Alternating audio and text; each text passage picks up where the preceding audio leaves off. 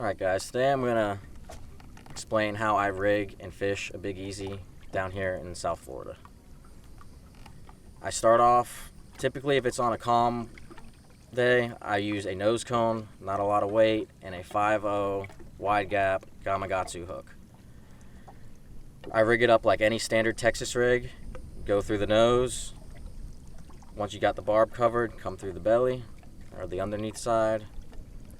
Slide it on through. I like to line it up to see where it's going to come through at so it can be as straight as possible. I like to skin hook that point back into the bait so it is completely weedless. And that is how I like to rig up a weightless Big Easy.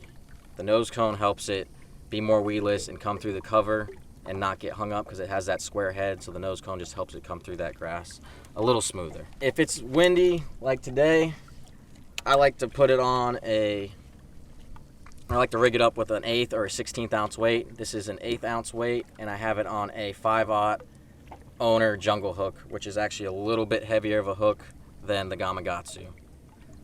The reason I like going up in the weight as far as with the weight and the hook, on those windier conditions, the bait can fall in place. If you were to have one waking up behind it, say, you can see that fish coming, you can kill that bait and it'll fall in place and not track away from where that fish was at. And that is how I like to rig it up with a weight.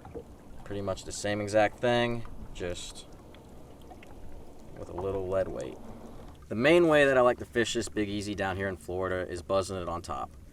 I throw it on an 8-to-1 gear ratio reel so I can reel it as fast as possible, and this tail right here will leave a crazy bubble trail which helps fish track down that bait. During the spawn is when I really like to throw this, and I can cover a lot of water, and by doing so you can see fish waking up to it, and that can show you that you're in maybe that winning spawning area. If you get into an area and there are holes in the grass, that's when I go away from the weightless one and I pick up the one with the 1/8 ounce weight or 16th ounce depending on the wind, depth, etc. But with this one, I will cast past the hole and I'll buzz it up to the hole, and then I'll kill it and feed it slack line so this bait will fall straight down into the hole. I've caught a lot of big fish dead sticking this thing on beds, and a lot of people don't do it, and it might be something you want to try.